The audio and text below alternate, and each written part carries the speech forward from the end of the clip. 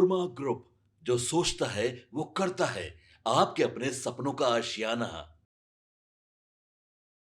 नमस्कार। मैं दीपक। भारत लाइव देख रहे हैं आप। देखिए, नई साल की शुरुआत हो गई है और आज नए साल की तीसरा दिन है, लेकिन बिहार की राजनीति में गर्माहट अभी भी बनी हुई है। लगातार बिहार में कई तरीके की राजनीतिक गलियारों में चर्चाएं हैं।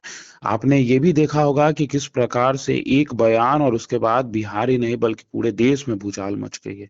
आप समझ गए होंगे कि किस तरीके की बातें मैं कर रहा हूँ। जी हाँ, सही सोचा आपने। उत्तराखंड की चर्चा कर रहा हूँ। उन मंत्री के पति ने किस तरीके से बयान दिया और बिहारी की महिलाओं और लड़कियों पर किस तरीके की अभद्र टिप्पणी की, ये तो चर्चा चल ही रही है। लेकिन उसके बाद अब नीतीश की चर्चा तेज हो गई है। उपेंद्र कुशवाहा का क्या लेना देना है, चिराग पासवान की चर्चा क्यों हो रही है, इन तमाम मुद्दों पर बातचीत करने के लिए हमारे साथ बाबा मौजूद हैं। बहुत स्वागत है आपका बाबा। धन्यवाद। बाबा, साल का तीसरा दिन और किस तरीके से बिहार की राजनीतिक गलियारों में माहौल जो है वो गर्मा गई और लगातार चर्चाएं बढ़ गई हैं।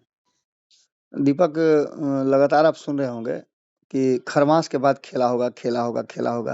आप बिल्कुल। लगातार मीडिया में भी, यहाँ तक कि राजनीतिक गलियारे में भी सुन रहे होंगे। सबको इंतजार है कि तेजस्वी यादव आएंगे तो क्या होगा। महागठबंधन की तरफ से आईपी गुप्ता जिस तरह का बयान दे रहे हैं, उसने भी कई लोगों के मन में कई तरह की बातें पैदा कर दी है कि अभी तो खेल शुरू हुआ है, खेल तो अभी पूरा बाकी है। खैर, इन सारी बातों के साथ साथ जब आप तस्वीर याद कीजिए ना, जब नीतीश कुमार का शपथ ग्रहण 10वीं बार मुख्यमंत्री बनने का हो रहा था और पूरा एनडीए गांधी मैदान में जुटा हुआ था, उस मंच जी। की स्थिति आप देखिए और कल्पना कीजिए कि उस मंच पर किस तरह का माहौल था। कितना उत्साहित नजर आ रहे थे एनडीए गठबंधन के जितने भी घटक दल हैं, साथी हैं। लेकिन आज 1.5 महीना बीत जाने के बाद आप उन्हीं तस्वीरों को फिर से आज के परिप्रेक्ष्य में देखिए। 202 बिल्कुल। सीटें 202 सीटें जीतने वाली एनडीए गठबंधन मात्र 35 सीटें जीत करके आई महागठबंधन, और 6 सीटें अन्य के खाते में गए हैं। लेकिन 202 सीटें जीतने वाली एनडीए गठबंधन एकदम बिल्कुल खामोश है। ये खामोशी निश्चित रूप से कुछ कहानी कह रही है। इंसान खामोश दो ही समय होता है, या तो उसके पास बोलने के लिए कोई शब्द नहीं हो, या फिर वो हार गया हो। आप सीधी सी बात समझिए कि जो वर्तमान जी। स्थिति बनी है उसमें बिहार की राजनीति में अजीबोगरीब खामोशी देखने को मिल रही है, और ये कहीं ना कहीं जब जब खामोशी हुई है तब तब टकराव की बड़ी स्थिति सामने आई है। जी। अक्सर आपने देखा होगा कि ज्वार भाटा जितना शांत रहता है, जब फूटता है तो सब कुछ डुबा के ले जाता है। भीतर ही भीतर मोहरे सजा दिए गए हैं और बिसात पूरी तरह से बिछ रही है। पूरा खेल जी। राष्ट्रीय जनतांत्रिक गठबंधन जो है एनडीए, उसके भीतर चल रहा है। यहाँ वर्चस्व की लड़ाई भी है, तो एक दूसरे पर दबाव बनाने की भी लड़ाई चल रही है। और ये लड़ाई खास करके तब और ज्यादा बड़ी हो गई है कि विधानसभा के चुनाव तो हो गए, अब जी। उसमें किसी को कुछ मिलना जुलना नहीं है, क्योंकि दूर दूर तक अभी दिखाई भी नहीं दे रहा है कि विधानसभा की कोई कोई चुनाव हो या फिर सीटों का कोई तालमेल बने या किस तरह का कोई मामला सामने आए। लेकिन जो आने वाला समय है उसमें कई ऐसी सीटें हैं, कई ऐसे सदन हैं जिन सदन में जाने की तैयारी शुरू हो चुकी है। बिहार विधान परिषद की 4 सीटें तो हालिया खाली हुई है, जो विधानसभा जीत करके आए हैं। इनको जी। लेकर के जैसा कि आपको पता भी होगा कि उप मुख्यमंत्री सम्राट चौधरी एमएलसी थे, विधानसभा जीत करके गए हैं तारापुर से, इनकी सीट खाली हुई है। मंगल पांडे की सीट खाली हुई है, सिवान से ये विधायक बनी है। वहीं जदयू से भी 2 सीटें खाली हुई है, भगवान सिंह कुशवाहा की जगदीशपुर से जीत करके आए हैं, और राधा चरण सेठ जो कि संदेश विधानसभा से जीत करके आए हैं। जी। चर्चा भी हुई थी राधा चरण सेठ की कि भाई बड़ी कम मार्जिन से जीत करके आए हैं। लेकिन खैर, सीटें तो खाली हुई हैं। अब इन 4 सीटों का चुनाव तो होना है, हालांकि और भी सीटें खाली हो रही हैं। इसके अलावे भी करीब 6-7 सीटें जो हैं, वो सीटें खाली हो रही हैं जो विधान सभा के सदस्यों द्वारा चुने जाते हैं, एमएलसी, उसकी सीटें खाली हो रही हैं। उपचुनाव इन दोनों का होना है। सम्राट चौधरी की सीट का कार्यकाल 28 जून तक ही बचा है, जबकि भगवान सिंह की सदस्यता समाप्त हो गई है 15 नवंबर को ही। ऐसे में इन 2 सीटों का चुनाव तो होगा, और इन 2 सीटों में आपको पता है कि एक सीट पहले से अपना बर्थ बुक करा करके रखे हुए हैं उपेंद्र कुशवाहा।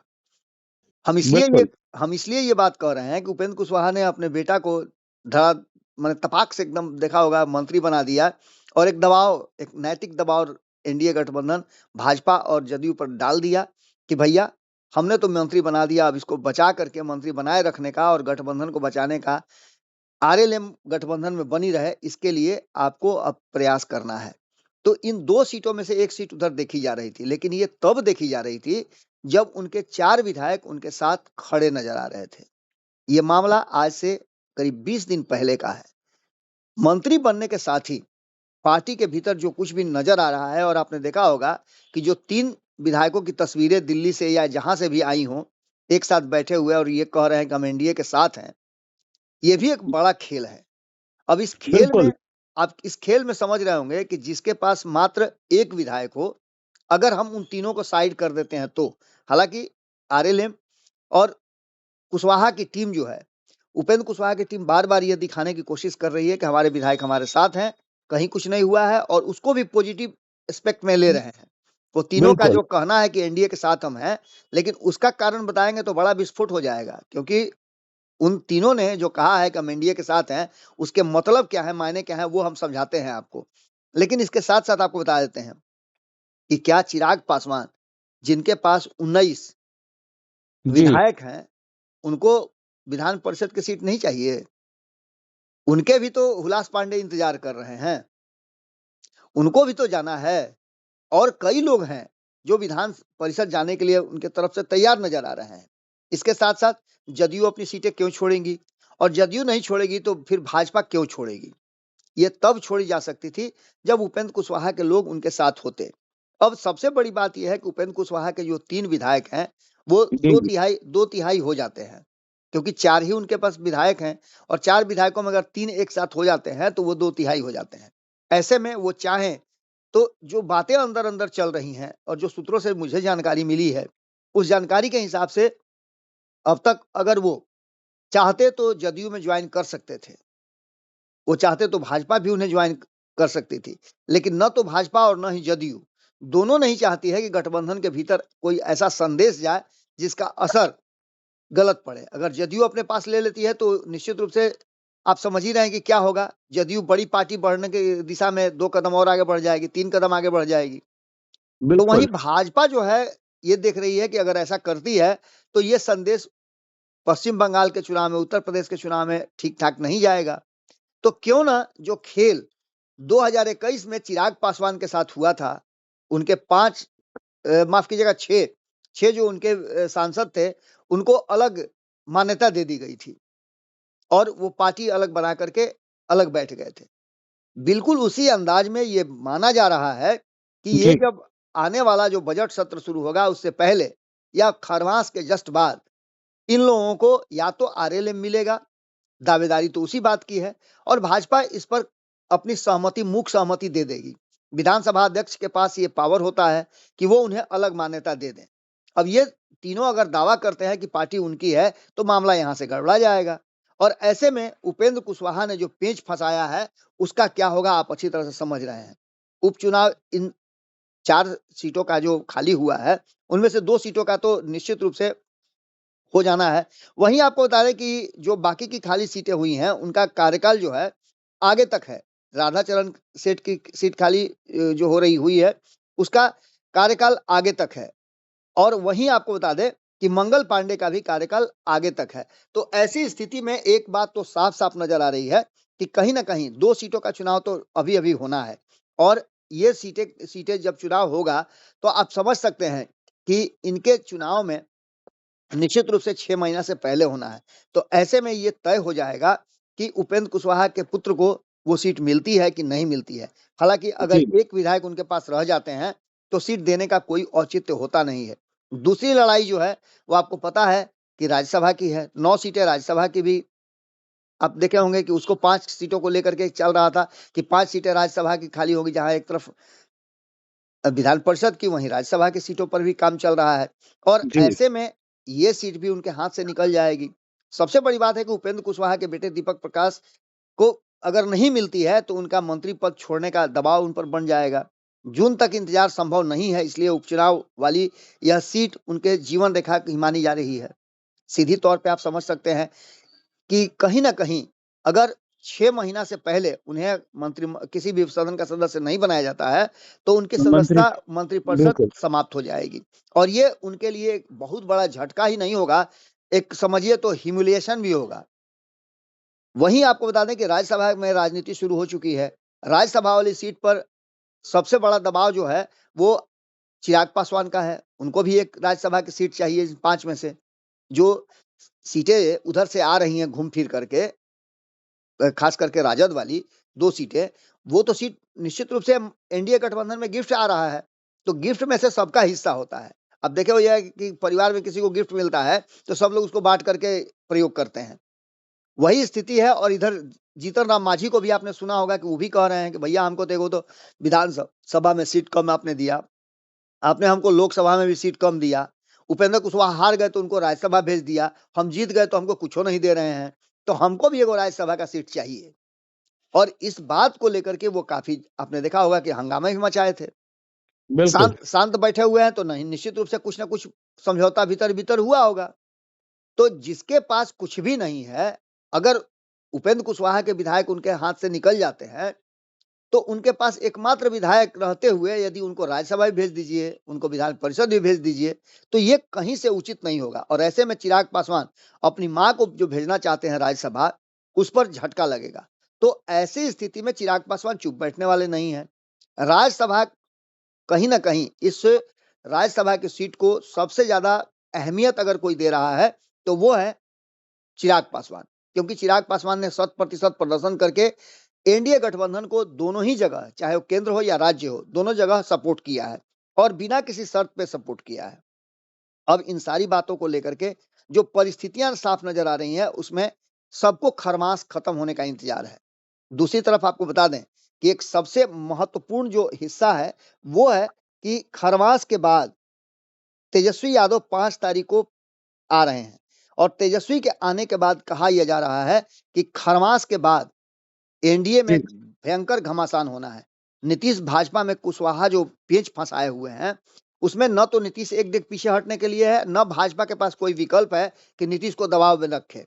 ऐसे में जो पेच फंसा हुआ है, उसमें चिराग पासवान की भूमिका सबसे बड़ी होगी। अगर इसमें जरा सा भी आनाकानी होती है, तो आप समझ रहे हैं कि नीतीश कुमार के पास थोड़ा सा भी कारण उनको चाहिए, क्योंकि दूसरे खेमे में उनके लिए रेड कारपेट बिछा करके इंतजार हो रहा है। जो मेरी जानकारी है कि तेजस्वी यादव के आने के बाद और तेजस्वी यादव की पूरे एनडीए गठबंधन के तरफ आप देखे होइएगा कि हमला हो रहा है नीतीश को छोड़ करके। सब पर कोई ना कोई बिल्कुल दबाव बन रहा है महागठबंधन की तरफ से, लेकिन नीतीश पर कोई नहीं बोल रहा है। ऐसे में आप समझ सकते हैं कि कहीं ना कहीं ये मामला खरमास के बाद कुछ अलग दिशा पकड़ सकता है। अब ऐसे में देखना बड़ा दिलचस्प होगा कि क्या निकल के आता है। भाजपा फटे में हाथ अपना नहीं लगाना चाहेगी, क्योंकि आप जानते हैं कि फटे बांस में हाथ लगाने का मतलब क्या होता है, हाथ धो देना हाथ से। जी निश्चित रूप से बिहार की राजनीति में जो स्थितियां पैदा हुई हैं, उसमें 202 सीट वाली जो एनडीए गठबंधन है, वो ज्यादा मजबूर दिखाई दे रही है बनिस्पत महागठबंधन, क्योंकि महागठबंधन के पास खोने के लिए कुछ भी नहीं है और पाने के लिए पूरा जहान है। अगर नीतीश का मूड इधर उधर हुआ और दबाव बना, तो आप समझ सकते हैं कि क्या होगा। इसलिए बिल्कुल। और बिल्कुल नीतीश प्रेशर पॉलिटिक्स से दूर ही रहते हैं। बिल्कुल। और नीतीश को मौके का इंतजार होता है, वो मौके को अपनी तरफ से भुनाते हैं। एक बार फिर से उन्हें बड़ी पार्टी बनना है और उनको अधिक से अधिक मंत्रिमंडल में लोगों को शामिल करने का अगर मौका मिलेगा, तो वो पीछे नहीं हटेंगे, क्योंकि उनको अपनी पार्टी को भी सबसे बड़ी पार्टी बना करके अपने आप को सिक्योर भी करना है। तो देखना दिलचस्प होगा कि क्या कुछ निकल के सामने आता है। लेकिन खरवास के बाद कुछ ना कुछ खेल तो जरूर रचा जा रहा है, जो होने की संभावनाएं बढ़ती जा रही है। तो देखिए हमारे साथ खास बातचीत करने के लिए बाबा थे। नए साल की शुरुआत हो गई है, लेकिन नए साल की शुरुआत में तेजस्वी बिहार लौट रहे हैं और क्या होगा? क्या तेजस्वी यादव नीतीश कुमार को मना लेंगे और नीतीश कुमार तेजस्वी एक साथ हो जाएंगे? ये आने वाला समय बताएगा। फिलहाल इस खबर में इतना ही। बने रहिए भारत लाइव के साथ। धन्यवाद। आपके सपनों को हमने सजाया है, ई होम्स पैनोरामा को हमने बनाया है। ई होम्स मेरा एक सपना था जिस पे मैं पिछले 4 साल से काम कर रहा था। हमने जो बनाया है वो सबने है माना। ई होम्स पैनोरामा में हो आपका भी आशियाना। और फाइनली हमने 2021 में इस प्रोजेक्ट को लॉन्च किया। बहुत लोग अप्रिशिएट कर रहे हैं कि पूर्णिया जैसे शहर में, बिहार के, एक तो बिहार की बात करें उसमें भी पूर्णिया जैसे छोटे जगह में इस तरह का लाइफस्टाइल देना, ये सुन के हम लोगों को बहुत अच्छा लगता है। ई होम्स में हमने कुछ और भी किया है, जैसे हम जिस जगह में रह रहे हैं हमारे फैमिली सिक्योर हो, उनको सिक्योरिटी का ध्यान में रखा है। आपकी सुविधा और सुरक्षा आपके लिए खास है, ये आपका विश्वास है। इसमें आर्टिफिशियल इंटेलिजेंस का 7 लेयर सिक्योरिटी का हमने इस्तेमाल किया है। लस ग्रीन कैंपस को बनाया है। यदि हमारा बाउंड्री वाल है तो वो वर्टिकल गार्डन है। ये जितनी भी फैसिलिटी होता है एक इंटरनेशनल टाउनशिप में, ई होम्स है, ये हम लोग विश्वास नहीं कर पा रहे हैं। जो भी हमारे मित्र दोस्त या जो भी हमारे बाहर के बाहर आते हैं तो हम लोगों को बहुत अच्छा सुनने को मिलता है और बहुत अच्छा क्रेडिट मिल रहा है। वो सारा हमने सिर्फ एक बिल्डिंग नहीं बनाया, हमें एक बहुत अच्छा लाइफस्टाइल दिया ई होम्स में, और मेरा एक सपना था जिसको मैं आज फुलफिल होते हुए देख रहा हूँ। ये आपका आवास है। ई होम्स पैनोरामा में अब आपका निवास है। E homes Panorama, luxurious lifestyle redefined. Panorama group, जो सोचता है वो करता है। अगर ये वीडियो पसंद आई और वह बिहार के राजनीति और बिहारियत से सरोकार रखेनी तो सब्सक्राइब बटन दबा के चैनल के सब्सक्राइब कर ली। ओजे एगो घंटी बा, ओकरा बटन दबा देला से कुल सटीक और मारक खबर रुआ मुफ्त में मिल जाई। अगर रुआ पत्रकारिता के हमनी के नया प्रयोग में सहयोग कर चाहतानी तो ज्वाइन बटन दबा दी। पेटीएम नंबर नोट कर ली 9386816700।